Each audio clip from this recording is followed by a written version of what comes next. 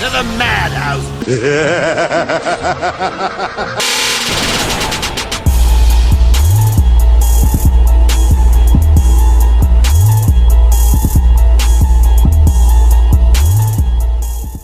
All right, what is going on, ladies and gentlemen? Welcome back to the season finale of Maze Treatment, inspired by TLAV. Yes, inspired by TLAV, because I have to bring that up because someone in the comments, didn't like that I didn't bring that up. So I don't know who that was. I'm bringing that up. It's Mr. freaking law student himself. Oh, but he's gonna sue us, bro. Be careful. He's gonna sue us. Yeah, it's been a great season. We started with 12, then we dropped down to 8, and then 4, and now the final 2. Then there were 2.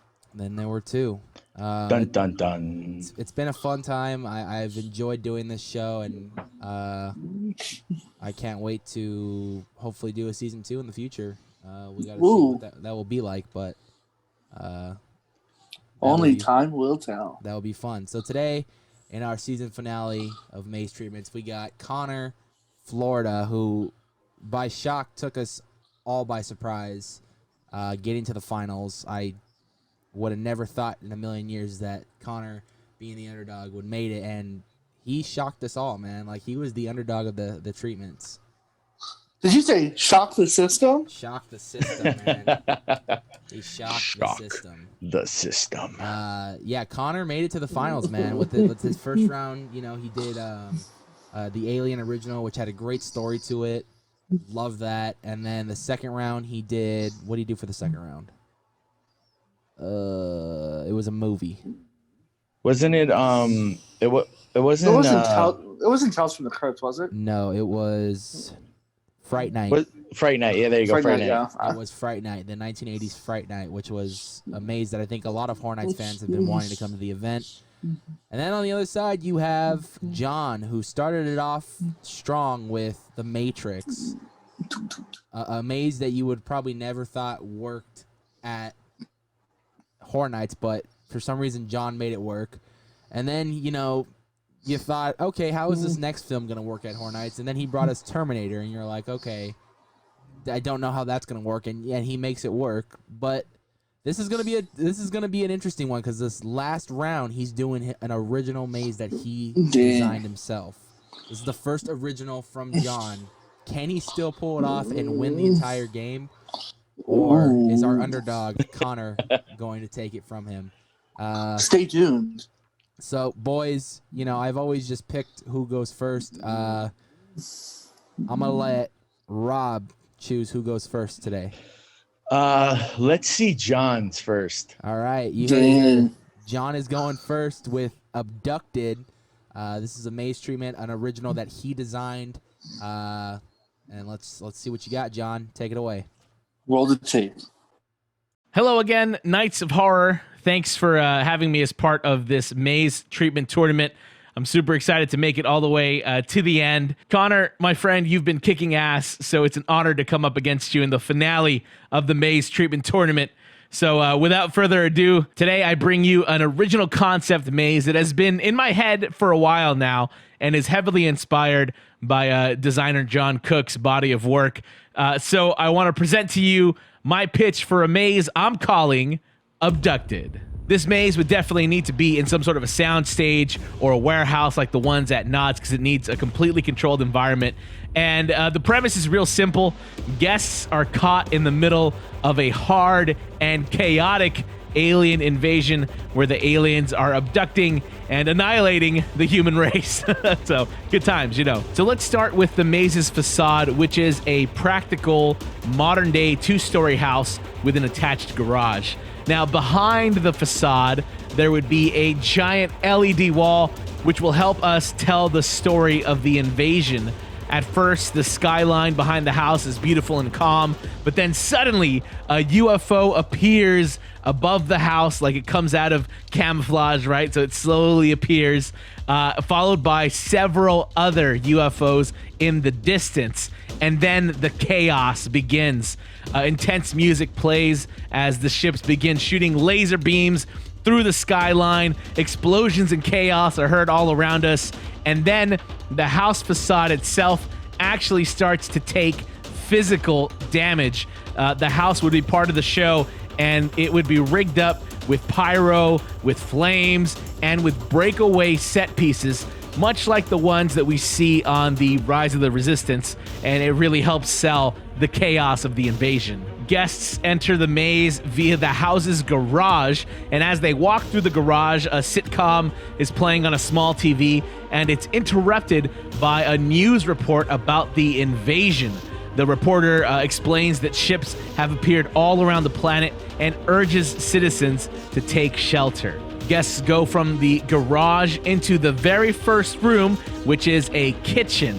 And in this kitchen, green lights are shining through the blinds on the windows, and all the kitchen appliances are going crazy because of the presence of the UFO. So the blender's going, the oven is super hot, the stovetop is flaming, things are going haywire because of the UFOs and their electromagnetic fields interacting with all the appliances. From the kitchen, guests enter a living room where all the lights are flickering and the TV and electronic appliances are going haywire. The TV's flickering and changing channels. The home stereo is going loud and soft, and it's playing different radio stations. And we actually see the homeowner in this living room. He's peeking out the front door and looking out the window, holding a large shotgun. And he notices guests and says, "Hey, who are you? Get the hell out of here."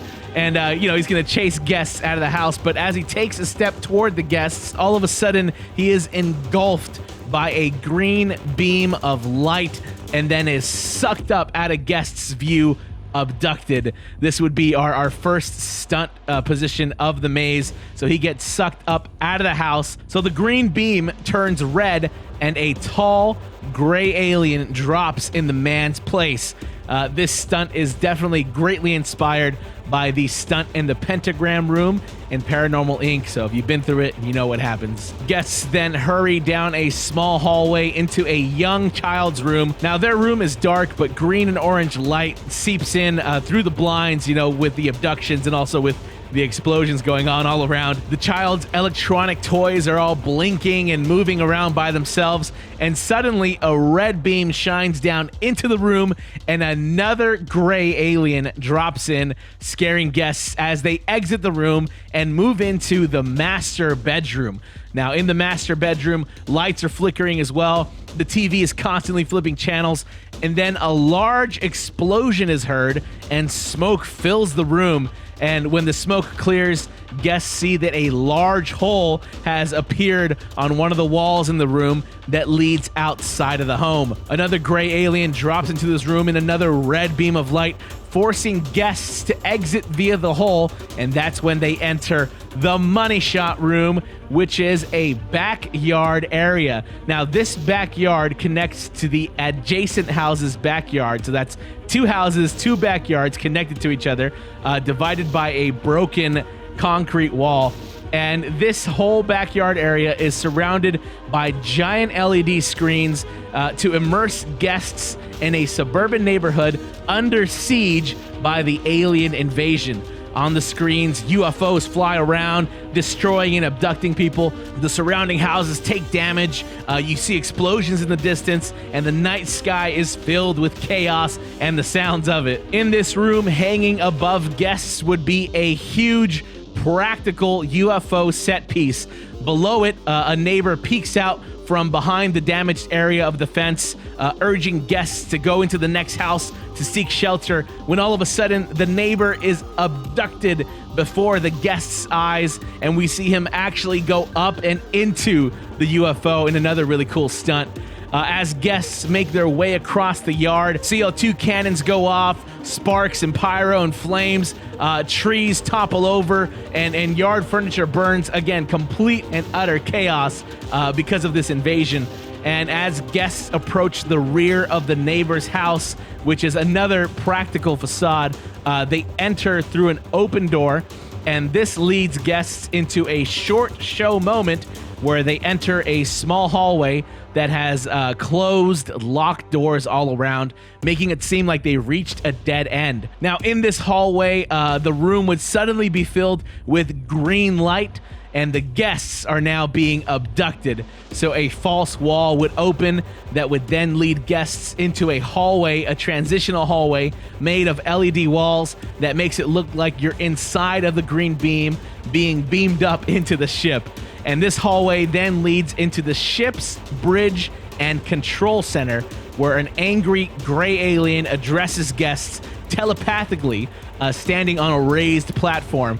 The Gray tells us that our planet is now theirs, that we're undeserving, annoying creatures, but there's still use for us yet. A large bay window behind the Gray looks out into space and shows several ships hurling toward Earth. Guests move from this room and enter the final room, which is the UFO's medical wing, where aliens have several human victims strapped to tables, and they are implanting control chips into their brains. Now, this will include some human victims that are dummies with their craniums kind of removed, and then others that are currently being worked on. So it's a mix of puppets and actual human victim scares. Humans with active control chips are carrying tools for the aliens and are assisting in the procedures with robotic blank expressions on their faces. Along the walls behind them are several freezing chambers with humans inside of them, preserved and ready to be implanted with chips. Guests then approach and walk through an open freezing pod, which serves as a transition. And as they walk through this pod, CO2 smoke shoots out as they walk in, leading them to the final scares, which are several gray aliens popping out at guests as they walk down a dark ship corridor. There is no escape. The aliens have won. And thus ends Abducted. Now, no matter how this tournament ends, I want to say that it's been a pleasure being a part of it. It's been fun to exercise these creative muscles. Again, I've had May's ideas in my head for the longest time. So thank you to the Knights of Horror for hosting this. It's been an amazing experience. To all the other competitors in the tournament, you guys, your mazes were incredible. I think that if we all got together, we can make one hell of an event. So maybe that's in the future for us, hopefully. And once again, thank you to the Knights of Horror for hosting. And I am very excited for season 2. And until the next time, thank you for calling the Hauntline. All right. So, Jonathan, good pitch, man. Another Alien original, man. I can't stress enough how awesome aliens are, dude. Like, if you watch any Alien movie, it usually never disappoints, in my opinion. I mean, War of the Worlds is great. The Alien franchise is great. Predator is considered somewhat of an alien from a different planet. Yeah. So yeah, that's pretty great. Mars Attacks, one of my favorites. Signs. Yeah, Signs. Fantastic movie. One that was based on a true story, The Fourth Kind, was an interesting movie. That movie's terrifying. The movie is terrifying. It really is. It is. Because it's based on a true story. That's why it's terrifying. But nonetheless, original maze done by Jonathan. I would like to see the director's cut because I heard he had pictures drawn out for this. So, John, if you eventually can release a director's cut, and if you still are getting those pictures drawn, please do, because I would love to see what the concepts were based around this maze. But nonetheless, I mean, I think that was a really good pitch, man. I really liked it. His use of LED, I guess LED walls is his specialty. He loves using those things, and if he uses them right, it could be an awesome maze. But I like the whole premise of you walking into a house, and you're seeing the invasion as it's beginning, all the way till you being on the ship, which was really cool. And I like the whole confrontation between the mind reading of the alien and yourself, which is really cool. So I really enjoyed this maze. I would love to see it. I could see this more being at Not Scary Farm with its original concept and everything. Again, he did mention John Cook, the cookbook. Yeah, everyone knows that. The cookbook merch, links in the description below. Buy some. What do you guys think? Yes. Go, Rob. You know what? You say aliens and you have me. I'm in line for that, because especially when he was talking about the facade and kind of the breakaway facade and stuff like that, I thought that was really interesting. That kind of like, you know, my ears went up for that. I was like, oh, I don't think I've ever seen that before. That's you know, it's I would like to see that. And just at first I thought it was kind of gonna stay like you know, in the house, and I was like, okay, I feel like maybe this is War of the Worlds type of a maze. And then, you know, where you get taken, you know, into kind of like the spaceship, or you get taken up, and that the doctor, or the doctor aliens, or the aliens doing you know, kind of surgery on humans. I feel for that kind of area. I kind of was like, okay, I could see some kind of cool stuff when he's talking about like the pods, and, you know, maybe have like a live action, you know, live character in there doing stuff. And just the way he has the transitions, I really liked. You know, they didn't seem to even the one where he was saying about how like the hallway, and it looks like you're going nowhere, but then, you know, it opens up and they're actually funneling you almost like cattle into the ship. I thought that was pretty cool, a creative way to transition you from one place to another place. So I enjoyed it. I enjoyed it a lot. What about you, Sammy? Yeah, I definitely see a lot of the staples of knots in there. The use of like the lights to go into stunts. I love the idea of using multiple facades throughout. You know, you have the main facade of the home, and then you have like the backyard, and then you also have like a little you know, small other scenes. The idea of kind of like squeezing you down a corridor, very much not style. You know, where they have that, and I imagine, you know, those doors could be rattling or whatever. Maybe one of them opens and things like that.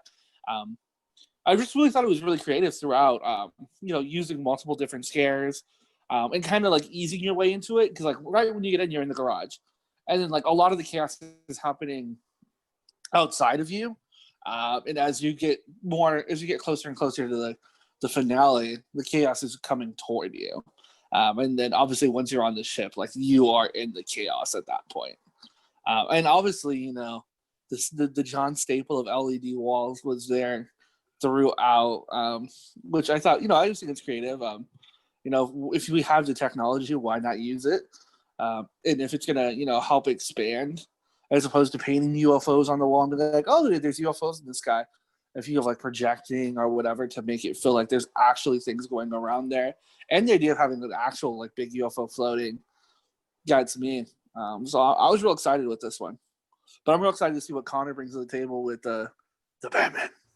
Right. So I'm not 100% sure it's Batman, but the title of the video says Batman, so I'm just gonna assume it's Batman. We're gonna assume it's Batman. Watch it not be Batman, and we're just a bunch of idiots who just was like, "Oh, it's Batman," and it's not nothing to do It's with actually Batman. It's like a vampire maze, but you know, it's just bats, like vampire bats. Man Bat. Yeah. But yeah, good job, John. So Connor, for the last It's a strike time, one. for the last time, Connor, One last time. the last maze treatment we're gonna watch this season. Connor, Florida, take it away, buddy. Hey everybody. Wow. The finals, I honestly didn't even think I would ever make it this far.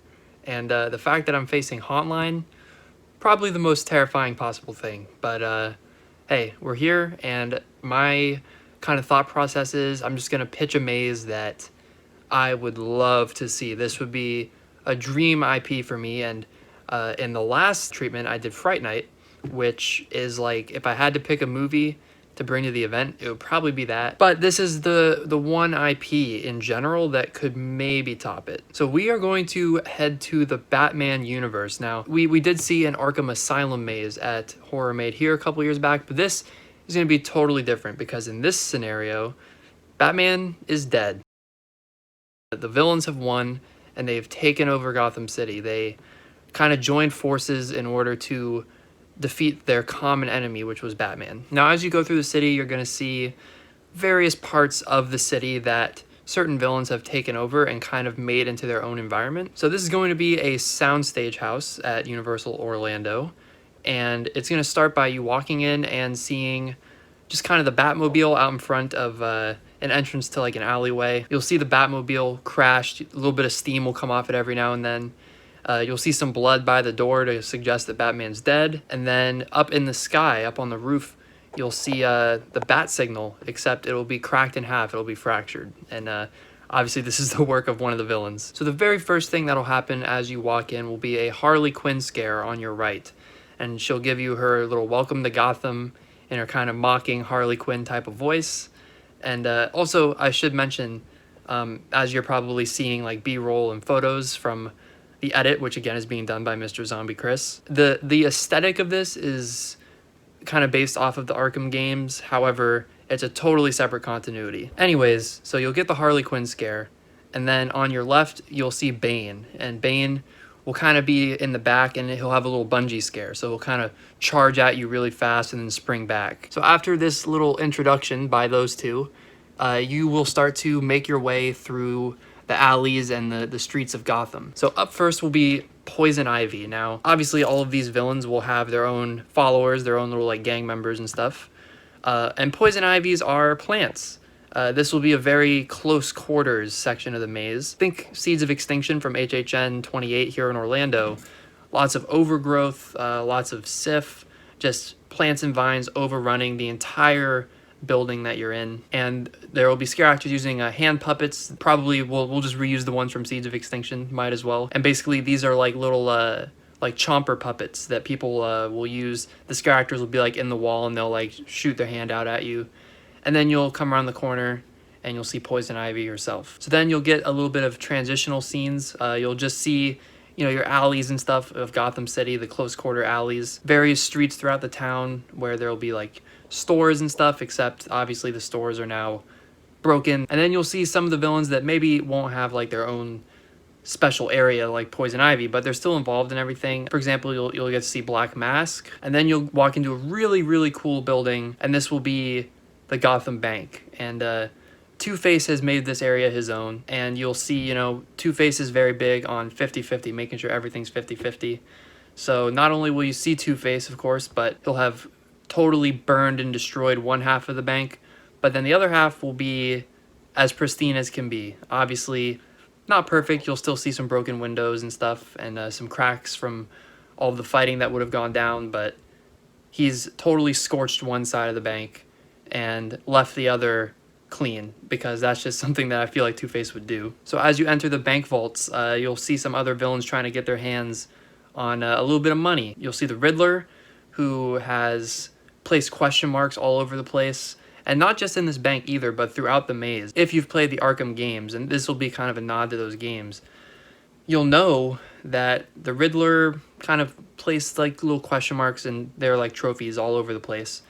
So if you keep a sharp eye out throughout the maze, you will see some question marks that the Riddler's left, but he will actually be physically present in the vault. And as you continue through the vault, you'll see Catwoman. You know, she has some mixed emotions with Batman being dead, but she's still living it up in the bank vaults, you know, taking advantage of the situation. So from here, you will move on to the next place, and this is going to be Mr. Freeze. Now, Freeze, obviously, he needs to keep things very chilly. So as you walk into his area, you'll start to see a little bit of snow on the ground in front of the building. So he has turned City Hall into his own. Now, as you're walking in, you'll start to see some snow on the ground, and things will start to get a little colder. And you'll have like your little Snope falling. Mr. Freeze has to keep things cool. So it's going to be cold as you walk through his area.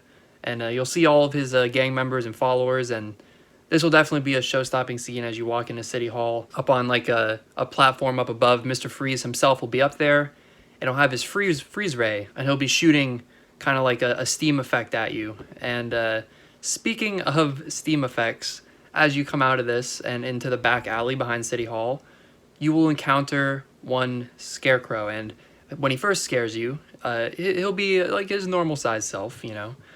But then as you come around the corner, you'll get blasted with steam coming from the upper corner of either side of the doorway, because Scarecrow is just giving you his special tonic. And when you walk in, you'll be in what looks like a totally different world. Everything will be fractured and have this kind of orangey tone to it, and lots of use of warm colors. And this is where you'll see a gigantic Scarecrow head with little red lights coming out of his eyes as he tries to look for you as you hope to make your escape. Now, unfortunately for you, the only way out was through the sewers. And as we know, when it comes to haunted houses, nothing good really ever happens in the sewers. And in this particular instance, you'll be face to face with Killer Croc. Now, Killer Croc is huge. He's a big dude. So similarly to Bane, you're going to get another bungee scare here for that effect. of just a big killer croc charging at you. So you're gonna see Croc, you're gonna see kind of his little alligator minions. You're gonna have like prop gators inside of the fake water around you. And this is something they used back in Dead Waters. They had little prop alligators, so it's like you're really in the sewer amongst gators. Yes, you'll get the big killer croc scare. After that, you'll come up through the sewer, so you'll walk through, and that's when you'll see who is, well, he's been crowned the new king of Gotham, and that is the Joker. And this will be another show-stopping scene. When you exit the sewers, you'll see Joker's funhouse, just a very big build. Obviously, Joker's adversaries will be popping out at you at this point. You'll come face to face with him when you walk in. He'll be standing up on a platform similarly to what Mr. Freeze was doing, taunting you from above about how he's the new king of Gotham. He'll have a little crown on his head. Of course, Harley will be with him, swinging her bat around at you. All the while they're up there, you're getting scares on either side of you from Joker's gang members and followers. And then finally, the maze will start to draw to a close. As you come around the final corner, it looks like all hope is lost.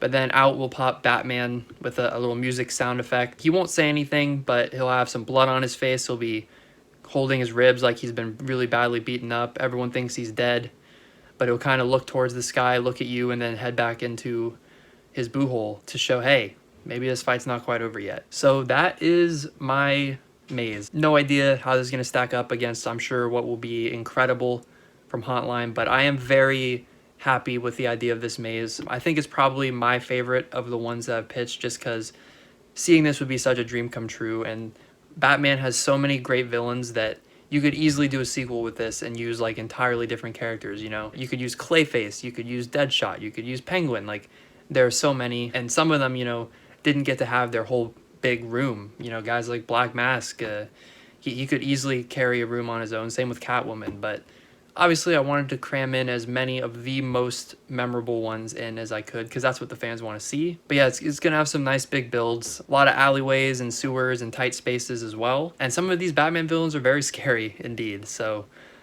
I believe this would be a fantastic maze to see. Anyways, thanks again to the crew for putting me in the final. I'm proud of the mazes I've treated, no matter what happens. Best of luck to my good buddy Hauntline. So yeah, thank you guys for listening. Yeah. This is going to be a very hard choice to make. Thanks, Connor, by the way, for bringing the Batman lore to life again. And I like this idea of a concept for a maze. It's different than what we saw at Hormate here, which was another fantastic walkthrough, in my opinion.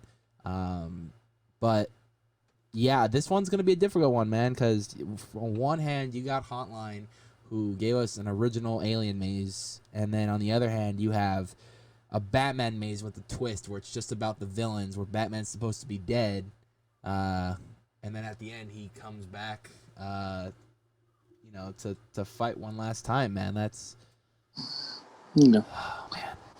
Sammy, So start with your thoughts. Start with your thoughts on the maze. what you want me to, my thoughts? So my thoughts are this. I love where he went with this maze. I really like the whole concept of Batman being dead, Gotham's ruled by the criminals.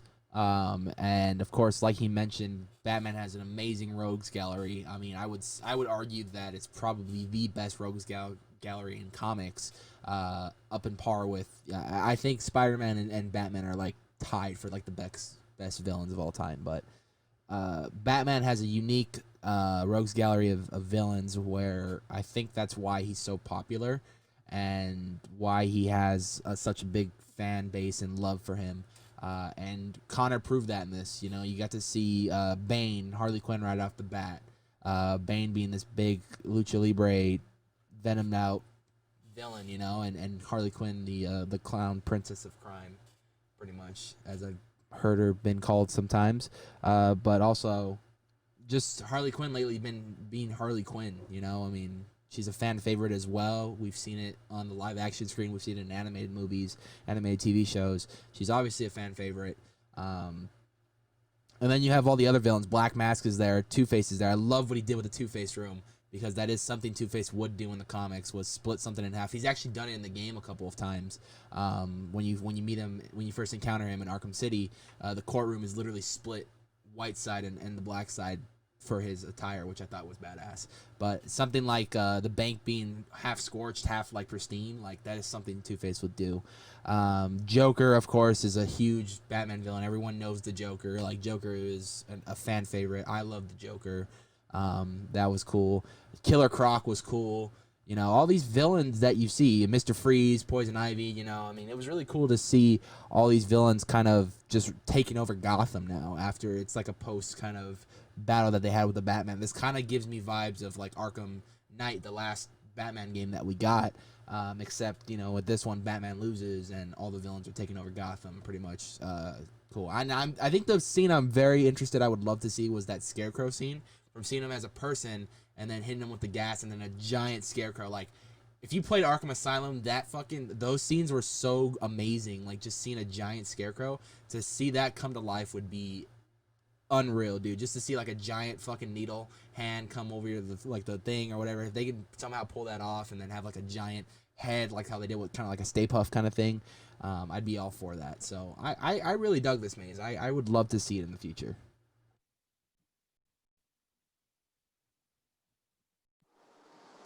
Rob, you want to go? Oh yeah, sure. So Tony, I mean, you pretty much touched on all the stuff I want to say. That Scarecrow part specifically, like I could just envision, because we played the same game, and I have that in my mind of like, what I could see. This would be just an awesome visual to see the Joker. I mean, the Scarecrow hand just kind of come and, you know, kind of reach down, and just what you can do with that, I think would be amazing. You know, I was a little nervous at first when he said Batman's dead at the very beginning. I was just like, well, what's going on? But the way he led into it, as far as like the villains taking over, and that would be a definite horror thing for villains to take over Gotham. I'm a huge Bane fan. That spot, that scare where, you know, Bane would be on the bungee and kind of run at you, I think that would be amazing. It would probably get me, it done in the right way. The transitions that he's saying, you know, it's almost like the you know, the dark alleys of Gotham. I think that could be dark, but also very beautiful in a way too, done right. And one thing you know, the Two-Face thing, I felt that was really detailed, like you're saying, how it is in the comics and in the video game. That's something that's really detailed, and I really, you know, kind of like, I was like, oh, that would be a great visual to see as well. And then Mr. Freeze kind of freezing over City Hall, I think that would be an awesome room to walk into. But yeah, no, this maze, I would definitely love to walk through this maze. And then Batman coming back, Yeah. and yeah, You brought up the alleys, and that could be a good, honestly, Easter egg for Crime Alley as well. Right. Where, you know, of course, his parents got murdered, so it'd be cool to like walk down one of the alleyways. You go down Crime Alley, and then you see the chalk outs of his parents that you walk over and stuff. That'd be really cool. Yeah. I think one thing you guys forgot to mention was Hold on. with the Before you get any further, because I know this guy, not the biggest DC fan, but he's a pretty big DC fan. Talk shit on the Snyder Cut. Careful what you say. I'm gonna always talk about the Snyder Cut. It's never gonna be good enough, and I'm saying that loud and proud. It's never gonna be good enough, ever. But that's not what we're here for today. I'm gonna laugh if it proves you wrong. Bro, I already told you. If it proves me wrong, I will come out and admit it. But I guarantee you, some fanboy out there is gonna be like, "Oh, it wasn't worth the 4.5 hours that I had to watch. It was better in the book, in the comic book." I already know. So, but then again, we're not here for that. We're here for you guys didn't mention the damn Batmobile in the beginning, which was epic. You seeing the Batmobile, and you're already like, "Oh, there's no hope," and then you just continuing to get drawn out through this. I've seen many Batmobiles in person. I'm sure you have, but this is the Batmobile. The Batman vs Superman one, is that? I'm assuming that's the one he's going to be using. I don't know for sure what Batmobile he'll be using, but if he uses the Batman vs Superman one, he's going to use the series one. What is it? Animated series? No, the 60s one or whatever it is. The what? Isn't there the Batman series from like the 1960s? Oh, you talking I don't about know. the fucking OG one, The the one old, that looks OG. beautiful. yeah. Dude, you can talk shit all you want. That's my favorite Batmobile, though. I love that Batmobile. That thing looks Yeah, beautiful. yeah, that's what I'm saying. He's OG. Um, so that was pretty sick. The idea of just going down through alleys and stuff like that, those make really great transitions. Um, Especially as you're going from like one character to another. And then there's always those opportunities. You're walking through a alley, there's going to be a trash can. There's an opportunity for a boost scare there, or other opportunities like that. So I really did enjoy this. The creativity that you guys had mentioned with the Scarecrow, with Two-Face, um, and the opportunity to bring it back for another year with different villains is always something I enjoy. And the opportunity and the ending of, you get to see the Batman and you're like, ooh, that's just going to leave you wondering what happens next. Vengeance. Will there be a part two? So I definitely thought this was a very great maze. And I think, just speaking on both of them, is really, every week, every time we say this was a hard decision, this is the hardest decision. I think this is probably the hardest decision we've had to make, because you have two different things. You have something that both you two love dearly. This is a hard decision because this is going to determine who wins it all. Well, yeah, this determines who wins it all. But just overall, you have a really great maze that John brought here with Abducted. From start to finish, a really great original story. And then Connor really brought this IP to life, and incorporates elements of the video game and the comics and things like that to really, take his own take, but providing other people's inspiration throughout it. So yeah, I don't know. Who do you think wins this one, Tony? I'm going to have to go Ooh. Connor.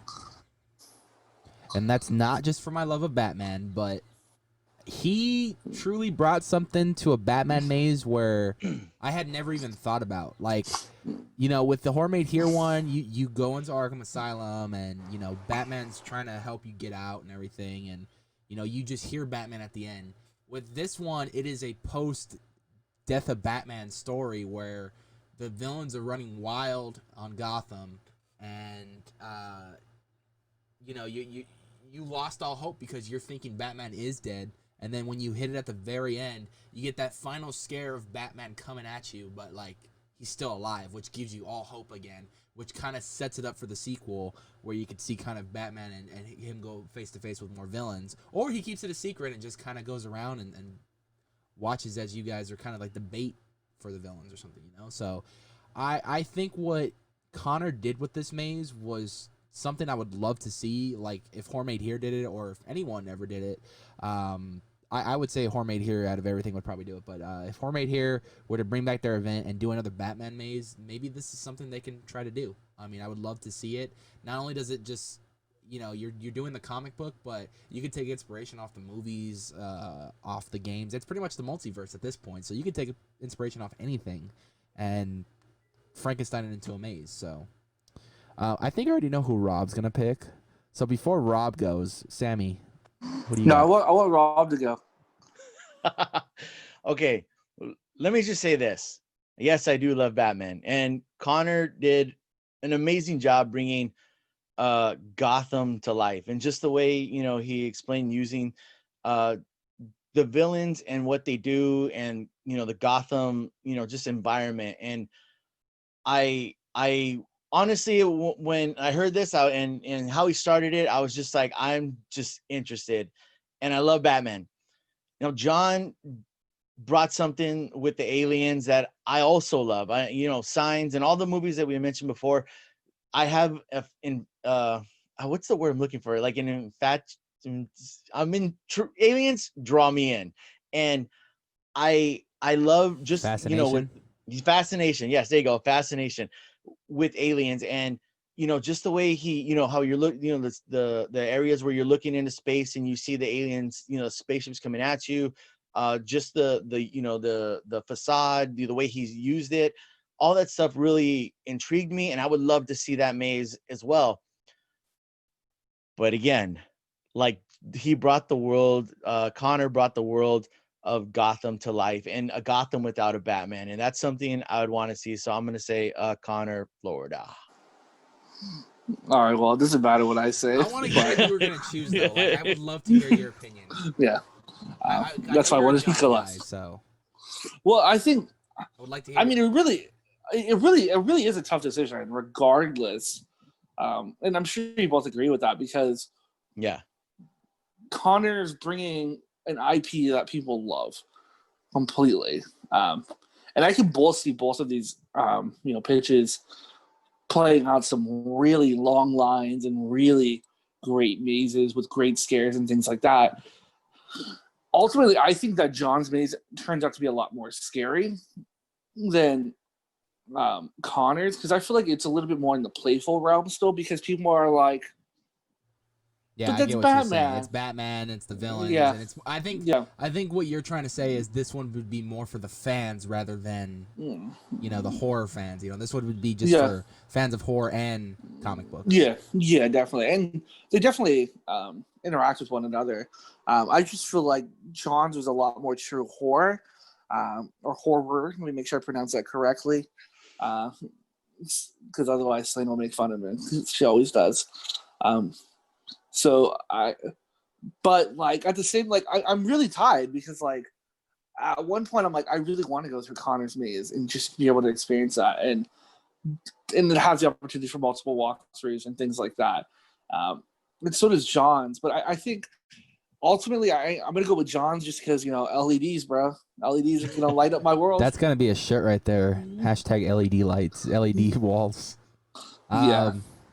Well, after hard decision, good talk about two great pitches, two great competitors, right. one whole season of maze treatments. Connor, Florida is the overall winner of season 1 of maze treatments. That is a huge honor, man. And shout out to John too, because John brought the A game from start to finish, man. He has pitches that you never would think in a million years would work, and they work. And I was just fascinated by every maze he brought. That goes for every competitor in this tournament. This really was a great tournament because it showed everyone's true creativity. We're all fans of these events, and we're all fans of horror or whatever it may be that we think can work into a maze. And this tournament clearly proves all the creativity that each and every person brought to the table. And I think this was a good first season, and I'm excited to jump back into season 2. Although this show has a curse on me now, because every time I watch a fucking horror movie, I always say how I always start fucking, oh, that would work in a maze, and yeah, you do that transition. I was doing that with Beetlejuice. I was maze treatment the entire thing, dude. It was it's got a curse with me, but I love doing it. I love doing I love the work that everyone at these haunts bring in, John Cook's team, or the team at Not Scary Farm, John Murdy, Chris Williams, the team at Queen Mary, team at Hayride, Horrormade here. Every event that I've been to, Home Haunt, whatever, it's all about the creativity. And this show was kind of a love letter to all those people, because we love going to these events. We love the creativity, and we wanted to see what horror creators, content creators can do with that creativity as well. And I hope that if any of those people are watching, they get inspiration from any of these mazes to bring to life one day. That'd be awesome to see a maze that was used in maze treatments come to life. So from the bottom of my heart, for everyone who's competed, to everyone who watched, to the people who continue to bring horror alive at these events, thank you so much. We love you all. We hope you guys enjoyed season 1 of maze treatments. We can't wait to come back for season 2. We're talking logistics about season 2 right now, but nothing's set in stone yet. But we will be back for season 2. Hope you guys are ready for season 2, and we cannot wait. But yeah, guys, thank you guys so much for watching. Connor, congratulations again. I will get you. The winner is actually going to be receiving a plaque at the end of the month when I get paid, of all the mazes that they've done with their name and season 1 of maze treatments. So congratulations to you, Connor. Well deserved, the underdog of the event, man. We love each and every one of you, and we'll see you guys real soon. Peace.